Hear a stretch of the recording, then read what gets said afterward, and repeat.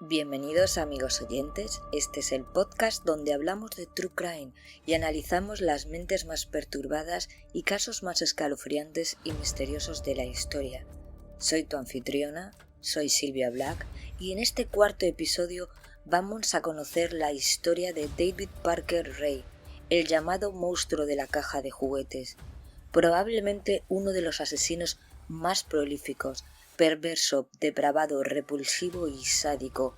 Cometió los más horrorosos y terribles crímenes, infligiendo a sus víctimas las peores vejaciones en su remolque del infierno, junto con más cómplices y motivaciones. ¿Cómo era la personalidad de este monstruo? ¿Quiénes fueron sus cómplices? También te revelaré el misterio de sus víctimas y sus restos. Prepárate para un viaje al abismo y horror que dejó este monstruo. Comenzamos. Esto es La cara del mal.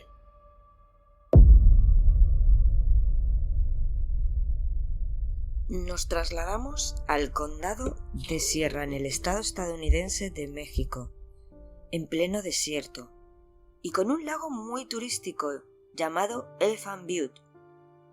El pueblo llamado Verdad o Consecuencias, un nombre tan curioso como inquietante. Aquel calificativo se queda corto cuando se supo que allí ocurrieron los más macabros acontecimientos a finales de los años 90. Existió uno de los asesinos más perversos, repulsivos y sádicos jamás documentado. Los crímenes cometidos por David Parker Ray resultan horrorosos y espeluznantes. Por más extraño que parezca, nunca se pudieron encontrar los restos de las víctimas. Estamos hablando de unas 50 o 60 mujeres. Aún así, los investigadores más veteranos creen que se podría tratar de uno de los asesinos en serie más prolíficos de todo Estados Unidos. Las razones que alimentan estas sospechas sobran, y hay demasiadas interrogantes. Han pasado más de 20 años desde que el caso se dio a conocer y aún existen demasiadas preguntas sin resolver. Era el 22 de mayo de 1999, a plena luz del día, cuando una mujer corre desesperada, desnuda, llena de sangre, con una cadena de perro al cuello. Parece estar huyendo desesperada. Esto parece el empiece de una película de terror. Pero no, esto fue real. Un motorista pasó a toda velocidad y no pudo ver con detalle. Continuó su camino. La chica se interpuso delante de un vehículo e intentó subir al coche, pero la conductora, mirando la escena aterrorizada, se marchó sin auxiliarla. La pobre chica continúa corriendo, sin fuerzas. De repente encuentra una casa y a gritos pide ayuda. En la casa vivía un matrimonio ya mayor. Al verla se quedan estupefactos ante tal escena. Meten a la chica en casa. La preguntan: ¿cómo te llamas? ¿Qué te ha pasado? Ella dice: me llamo Cynthia Vigil. Estaba claramente en estado de shock, rogando que por favor llamaran a la policía. Rápidamente cubren a la chica con una manta mientras la preguntan qué le había ocurrido, por qué tenía tanta sangre. La chica no puede pronunciar ni una sola palabra. La sangre caía de su cabeza, con profundas marcas en las muñecas y tobillos y todo su cuerpo lleno de laceraciones en piernas y espalda. La joven por fin, con voz atemorizada, cuenta: fui secuestrada por un tipo llamado David y su novia Cindy. Me mantuvieron cautiva por 3 días. Fui sometida a toda clase de torturas, violaciones. El matrimonio, atónito ante aquella historia, llama rápidamente a la policía. La policía se presenta en el lugar. La chica sale corriendo a abrazar a la gente, llorando y aterrorizada. La vieron gravemente herida y visiblemente perturbada. Ella les volvió a contar la terrible historia. Les indicó a los agentes incluso que la casa de donde se había escapado estaba a unos pocos metros de allí.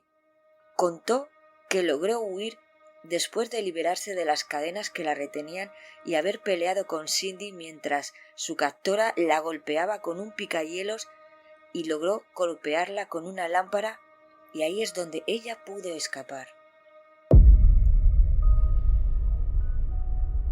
Cynthia Bickle, esa valiente víctima, y con suerte logró huir del cautiverio donde estuvo retenida varios días sufriendo. Logró quitarse las cadenas de sus pies. Ve la puerta abierta. Va directa. Cuando se dispone a abrirlo, aparece Cindy con un picahielos y empieza a machacar su espalda. Pero Cynthia coge una lámpara y se la estampa en su cabeza. Logra salir de allí. Corrió todo lo que pudo a pesar de su grave estado. Después de esta pesadilla y gracias al matrimonio que la auxilió, por fin se encontraba en el hospital. En un estado muy grave, en un estado de shock, con heridas en la cabeza, pinzamientos en su espalda, laceraciones muy profundas en sus muñecas y tobillos. Lograron quitarle aquella horrible cadena de su cuello. Los médicos no daban un duro por ella, pero aún así Cynthia se aferró a la vida y fue mejorando poco a poco. Los policías que atendieron a Cynthia se acercaron al punto donde ella les indicó donde había estado retenida. Allí observaron una casa prefabricada, junto con un remolque blanco cerrado con grandes candados. La casa estaba abierta. Se disponen a entrar.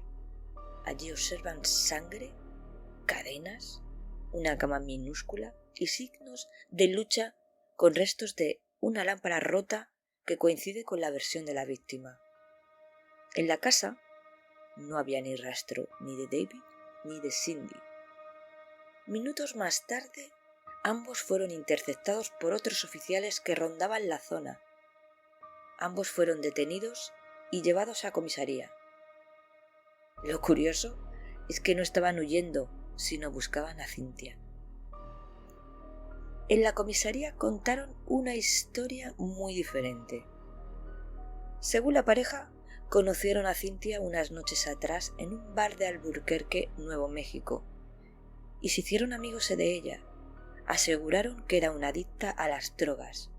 La recogieron con el único fin de ayudarla con la rehabilitación.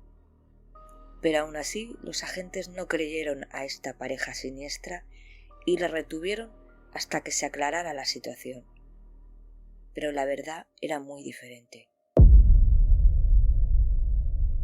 La vida de Cynthia cambió un sábado 20 de marzo de 1999. Serían las 10 de la mañana. Caminaba por las calles en busca de algún cliente cuando un sujeto la llama desde una caravana. Este era David Parker. Ella se acercó a pesar de la mala pinta del tipo. Tras una breve conversación, ella acepta subir al vehículo a cambio de sexo oral por unos $. Una vez dentro del vehículo, todo cambia por completo. David saca una placa falsa de policía y la dice: «Estás detenida por prostitución en la vía pública». Sacó unas esposas, la inmovilizó y Cynthia intuyó que aquel tipo no era policía. De repente aparece una mujer que estaba escondida y la propina una descarga eléctrica, dejando a Cynthia inconsciente. Ya con una presa a quien poder castigar, condujeron 2 horas hasta el pueblo Verdad y Consecuencias, a su casa. Allí metieron a Cynthia. Una vez dentro, la tumbaron en una cama, con una cadena atada al cuello y de manos y pies.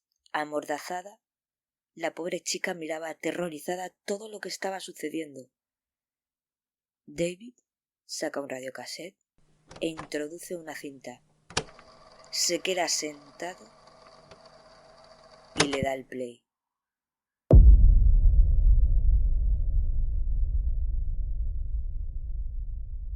En el radiocassette se puede oír una voz siniestra.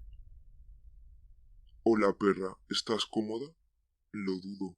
con las manos y tobillos encadenados, probablemente con los ojos vendados, desorientada y asustada, algo perfectamente normal considerando las circunstancias.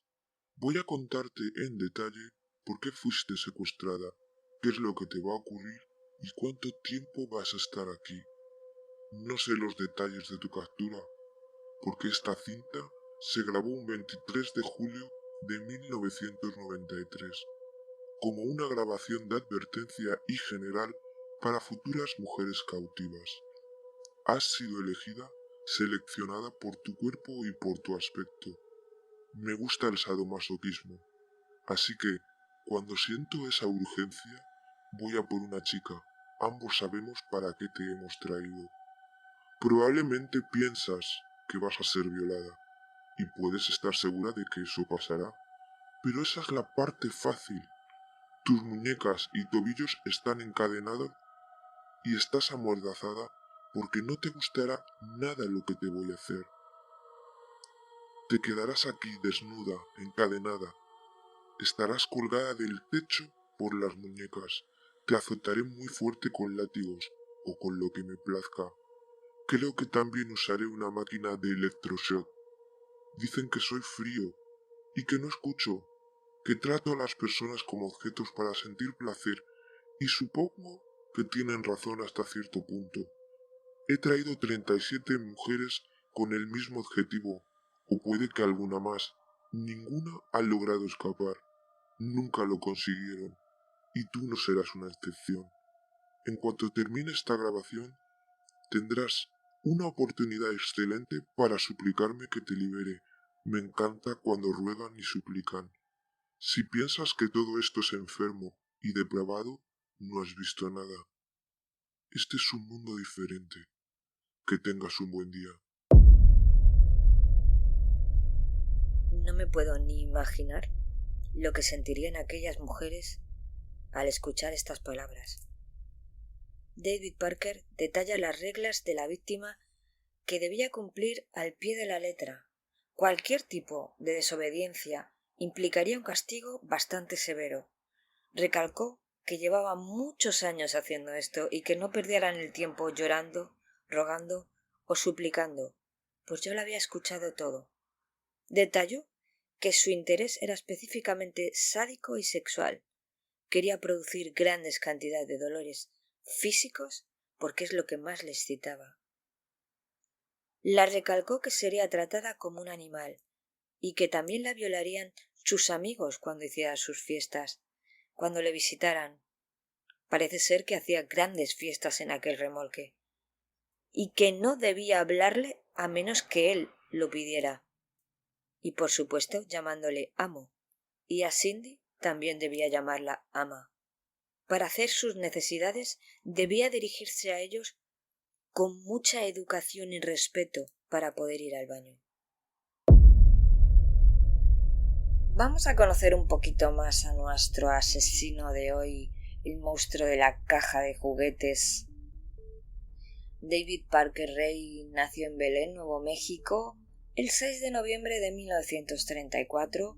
Su padre, Cecil Leland Ray, un padre abusivo y alcohólico, era nativo de Oregón, y su madre, Nettie Opal Jensen. David tenía una hermana menor llamada Peggy.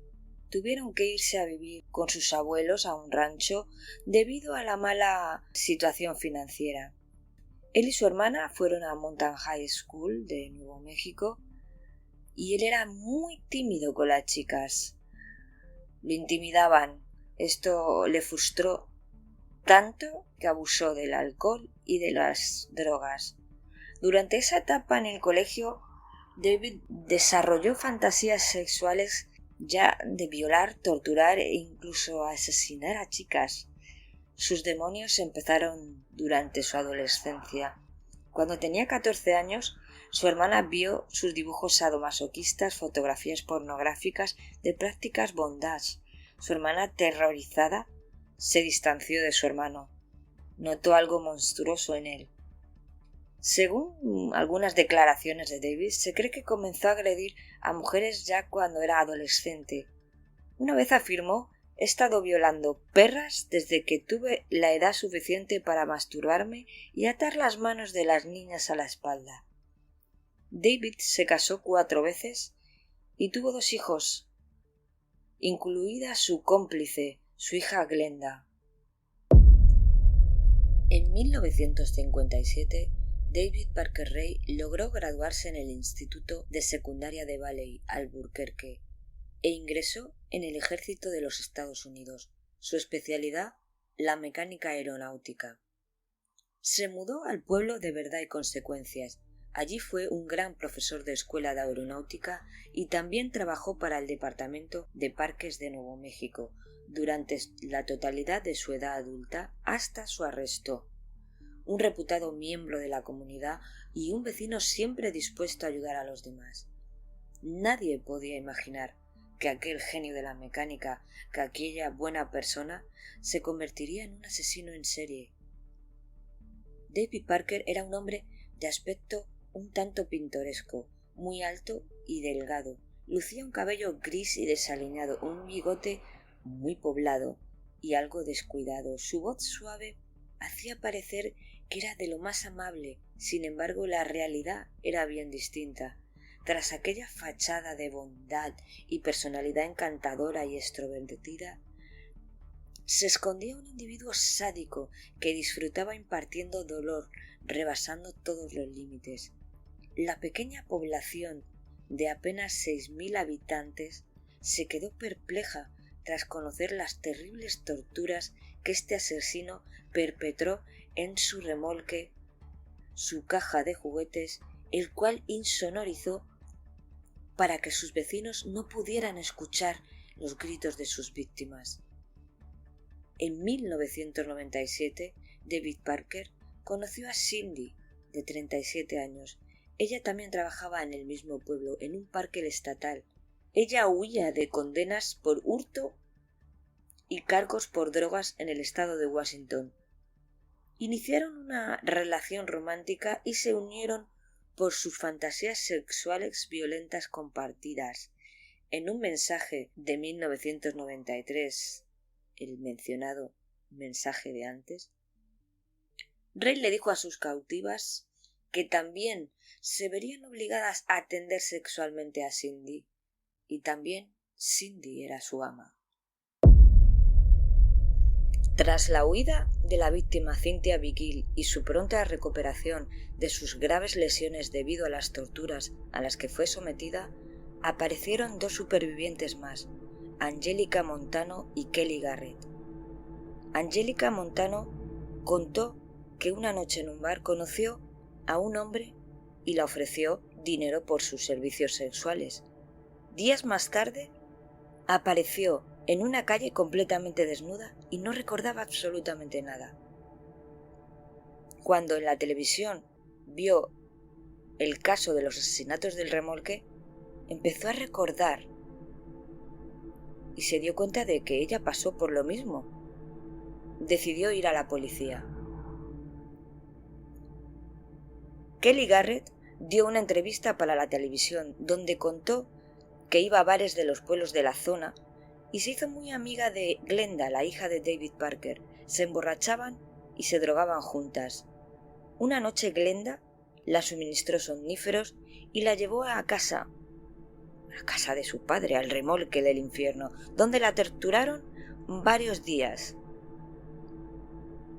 Días más tarde despertó en una calle completamente desnuda sin saber lo que le había sucedido. Ella lo denunció, pero por su historial de prostitución, alcohol y drogas no hicieron nada. El periodista, hablando con ella, vio un tatuaje en su pierna, donde los policías reconocieron ver ese tatuaje en alguna de las filmaciones de las cintas. Gracias a las confesiones de estas víctimas y a las cintas de vídeo de las que os hablaré en un ratito, lograron sentar a estos monstruos en el banquillo, a David Parker Ray, Cindy su novia, su hija Glenda y otro colaborador llamado Dennis Yancey. Durante la investigación y revisión de las propiedades de David Parker Ray, El remolque llamado la caja de juguetes. La policía al entrar observó que todo lo que allí había les dejó traumatizados. Se notaba que el asesino llevaba años practicando torturas y coleccionando artilugios de tortura para denigrar y hacer sufrir a numerosas mujeres. Todos los instrumentos parecían haber sido acomodados al milímetro y el ambiente era como estar en la casa de los horrores. Las paredes llenas de fotos de víctimas siendo torturadas, dibujos muy gráficos de diferentes torturas, muñecas atadas con poses grotescas, revistas pornográficas relacionadas con el sadomasoquismo y el bondage. Todo allí giraba en torno a las prácticas sexuales más aberrantes. Cajones repletos de cadenas, pinzas, bisturís, tenazas y agujas de todo tipo de elementos quirúrgicos para causar suplicio, además de otras herramientas que el mismo David fabricó utilizando sus conocimientos de mecánica. En el fondo del tráiler se encontraba una cama obstétrica para poder inmovilizar a las víctimas con las piernas completamente abiertas y así poder violarlas fácilmente. Para sodomizarlas además tenía todo tipo de dildos de gran tamaño para causar más dolor. Frente a la cama tenía una videocámara para grabar todas sus aberraciones y junto a la videocámara un televisor para que las pobres chicas pudieran ver su sufrimiento. No escatimó en gastos para construir aquella caja de la muerte. La policía colaboró con el FBI para poder revisar toda la propiedad a fondo. Encontraron cintas de vídeo, algunas contenían películas y otras shows de televisión antiguos. Después de revisar muchas cintas, encontraron lo que buscaban. En una grabación se podía ver a Parker solo en el remolque. Tan solo miraba si sus instrumentos estaban en orden, o quizá admiraba su gran obra. En otras cintas se veía imágenes más explícitas, donde este monstruo lucía una capucha de verdugo negra y procedía a torturar de forma espantosa a sus víctimas. Una a una mostraba la enferma naturaleza del asesino y sus deleznables métodos. Incluían choques eléctricos en los pechos, desgarramiento de pezones. Disfrutaba quemando cigarros en sus pieles. Las penetraba vaginal y analmente. También disfrutaba quemándolas el clítoris con velas. Me está dando escalofríos. Supongo que esto sería como estar en el mismísimo infierno. La novia de David, Cindy, aparecía frecuentemente en las tomas, con un revólver, colaborando con su pareja y apuntando a la pobre víctima, como si la chica tuviera alguna otra acción. Poco a poco los policías salían de aquel horrible lugar a vomitar porque ya habían visto demasiado. Eso sí, el FBI tenía que revisar el contenido de todas las cintas a pesar de lo desagradable que encontrarían en aquellas imágenes. También estuvieron excavando la propiedad en busca de cadáveres y lo más extraño, que no encontraron nada. Otra posibilidad puede ser que la pareja arrojara los restos de sus víctimas en el lago Elephant Luid o partes repartidas por el desierto. Sí se encontraron restos de huesos, pero no se pudo esclarecer mucho con esto. Este caso fue un bombazo mediático. Es un material que vende y mucho. La noticia ya era conocida por varios canales de televisión y diferentes periódicos, causando gran conmoción a la gente.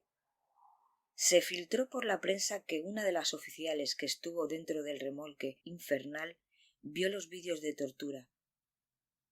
Sus superiores, al verla tan conmocionada, la dieron unos días libres.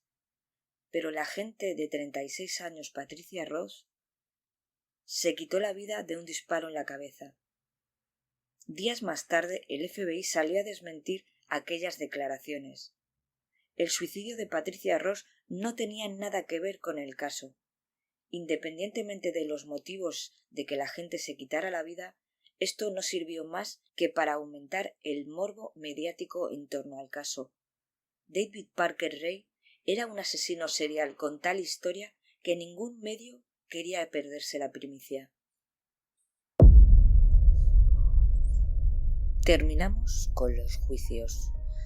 La hija de David Parker, Glenda, y su novio Dennis, de este personaje no se ha hablado en esta historia. Era tan solo un pobre chaval al que utilizaban dándole algo de dinero a cambio de que capturara a chicas para David. Aún así, fue condenado. Fueron acusados de conspiración y complicidad. Según la versión del joven Dennis, en un intento de defenderse, dijo que tan solo fue un peón a manos de David, que éste le obligaba a estrangular a las chicas después de violarlas. Pero de pobre nada, era cómplice y por unos $, sabía y era consciente de que matarían chicas por su culpa. Tuvo su castigo. Le condenaron a 36 años de prisión. Salió de la cárcel en 2021. Glenda fue puesta en libertad en 5 años. Por su parte, la novia de David, Cindy, terminó colaborando con los investigadores aportando pruebas en contra de su pareja. El tribunal la sentenció por cómplice de asesinato a 36 años. En cuanto a David Parker, se enfrentó a 3 juicios. El primero fue nulo, porque el jurado popular no logró ponerse de acuerdo pese a los testimonios y las pruebas. El segundo tuvo que ser aplazado tras la muerte del juez. Y el tercero, ya en abril del 2001, fue acusado, pero tuvo un acuerdo con la fiscalía donde pidió 5 años de libertad condicional para su hija. El tribunal le condenó a 223 años de prisión. Y aunque intentó retractarse de su confesión de culpabilidad, alegando estar nublado y confundido por estar bajo los efectos de un potente medicamento, el día del acuerdo el juez firmó el auto de sentencia. Tras el veredicto y justo antes de ser enviado al correccional del condado de Lea, no pasó ni un día en la cárcel, debido a que David falleció de un infarto. El conocido monstruo de la caja de juguetes se llevó a la tumba la cifra final de víctimas asesinadas. Aquí, amigos, termino con este caso tan horrible y desagradable. Una vez más, gracias por estar ahí y os espero en mi próximo episodio de La Cara del Mal.